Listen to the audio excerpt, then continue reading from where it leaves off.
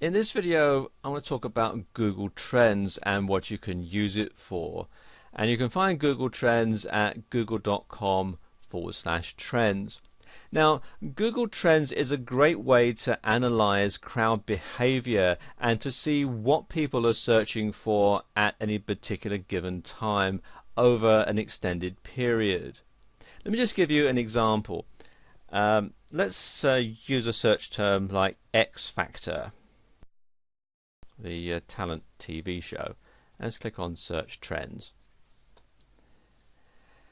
Now you can see that the pattern developed here is fairly consistent.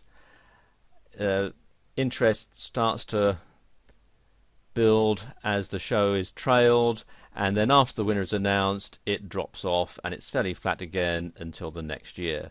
And as I move along here, you can see that the troughs and peaks get more pronounced, mainly because over the years more people start to get broadband internet access and internet enabled cell phones, which means that they can search more often. And you can also see at the bottom here there's a news reference volume. You can see what's being written about the X Factor all the way along. And you can drill down here by region as well, because let's say we look at the UK, where the X Factor has been running for many years,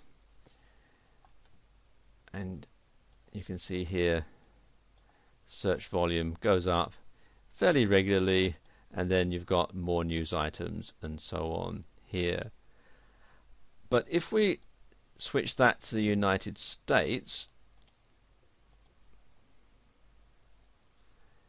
you can see that the search volume and the news reference is pretty flat up until around 2009, when Simon Cowell announced that he was going to be leaving American Idol to concentrate on bringing the X Factor to the US.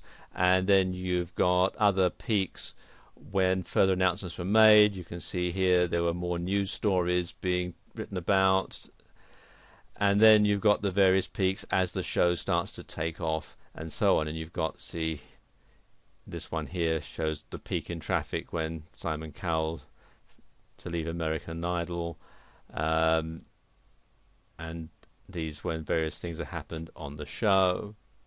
You know, when people started writing about Cheryl Cole and Paula Abdul and so on.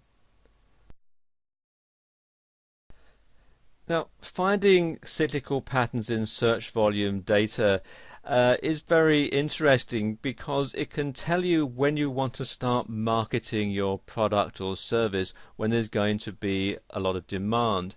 And you can also use Google Trends to search for more than one item at a time, and I'm sort of demonstrating both here. We've got 5 search terms: gifts, flowers, chocolate, fireworks, and costume. And you can find that flowers sort of peaks around Valentine's Day.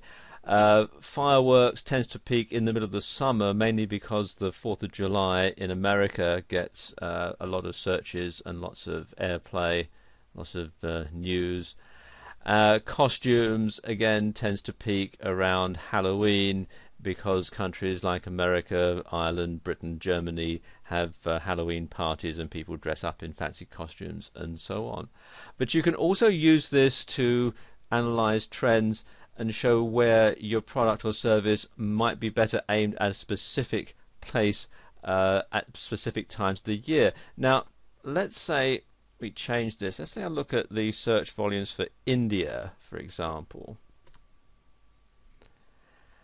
We can see, if I just scroll down here, that the pattern for flowers, it goes up a bit at the beginning of every year, as do gifts.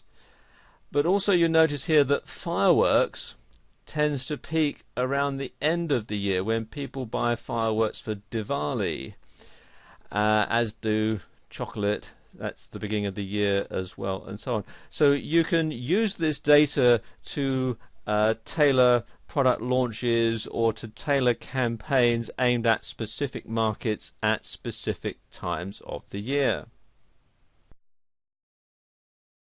Have you ever wondered how popular something is compared to something else?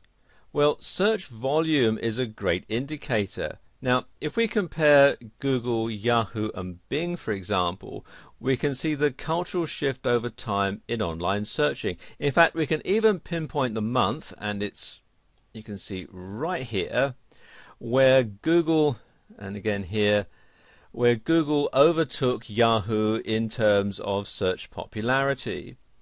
You can also see that Bing is just a small line on the graph because it's so new. But you can also see that it got popular when it was first launched, but it's flatlined ever since.